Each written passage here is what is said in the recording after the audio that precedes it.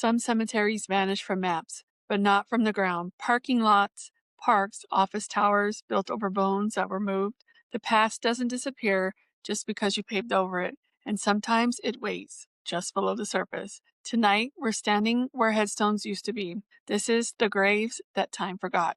Cities grow, graveyards shrink, history makes room for progress, but progress doesn't always ask for permission. In the 19th and 20th centuries, cemeteries were often relocated to make ways for roads, buildings, and expansion. Some moves were respectful, others were not.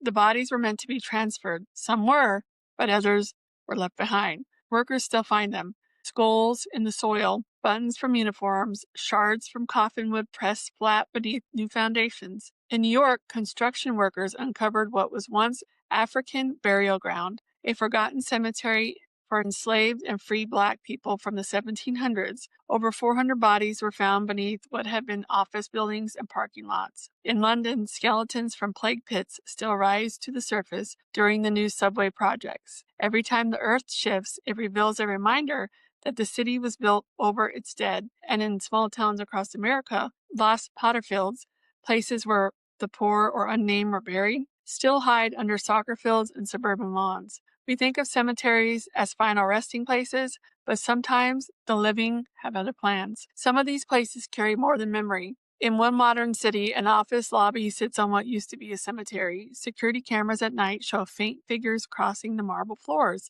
moving in slow, deliberate paths that match the layout of old burial lines. When the footage is played back, the figures vanish halfway across the screen as if stepping underground again. In another city, a playground was built over a former pauper's field. Parents say they hear laughter when the swings start moving, even when the air is perfectly still. One caretaker says he sees footprints in the sand every morning, tiny ones, leading nowhere. And then there's the intersection legend, a road built straight through what was once a church graveyard. Locals claim cars sometimes stall in the same spot, the engine dying mid-term. When they look up, they see nothing, but it feels like someone's standing just in front of the hood, waiting, deciding. A mechanic once said every stalled car towed from that corner had one thing in common. The battery drained completely, like something had been drawn from it.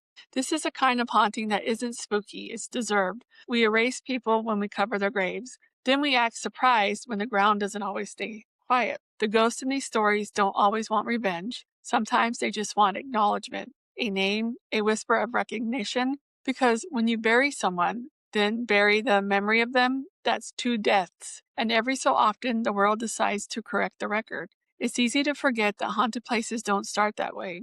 They become haunted because we made them that way. And honestly, that's fair. If I were left under a parking lot for 100 years, I'd probably start making the lights flicker too.